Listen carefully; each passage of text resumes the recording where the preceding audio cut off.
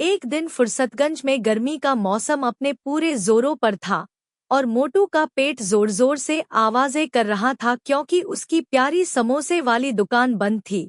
पतलू उसे समझा रहा था कि आज फल खा लो, लेकिन मोटू का मन समोसे के बिना नहीं मानता।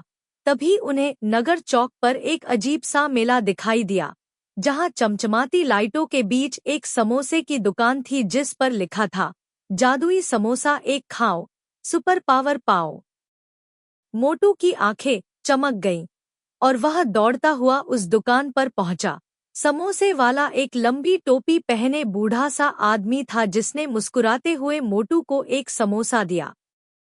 मोटू ने वह गर्मागर्म समोसा खाते ही महसूस किया कि उसकी पीठ में कुछ गुदगुदी हो रही है और फिर वह हवा में उड़ने लगा।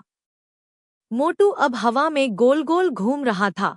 उसका शरीर धीरे धीरे ऊपर उठने लगा और देखते ही देखते वह पूरे मेले के ऊपर उड़ता गया।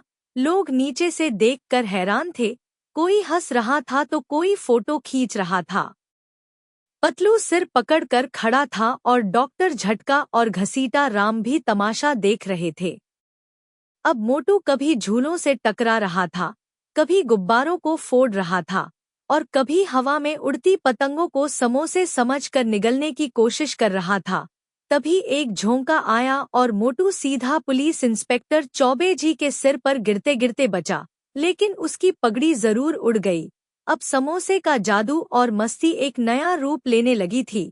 मोटू की आंखें नीली चमकने लगी और वह जो चाहे वो हवा में बना सकता था। उसने एक समोसे की बारिश शुरू कर दी, जिससे पूरा मेला गड़बड़ा गया। लोग समोसे से फिसलने लगे और पतलू तो चटनी में लथपथ हो गया। तभी जादू का असर कम होने लगा और मोटू धीरे धीरे नीचे गिरने लगा। पर वह गिरे कहाँ?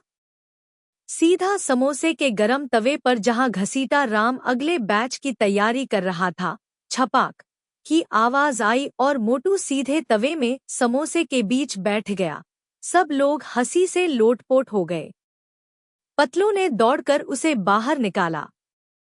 डॉक्टर झटका ने उसे स्पेशल ठंडा सिरप पिलाया और चौबे जी ने चेतावनी दी कि अगली बार बिना पूछे कुछ मत खाना।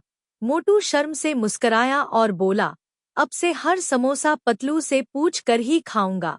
लेकिन अगले ही दिन जब शहर में जलेबी रॉकेट वाली गाड़ी आई, तो मोटू सबसे पहले लाइन में खड़ा दिखा। पेट नहीं मानता, क्या करें।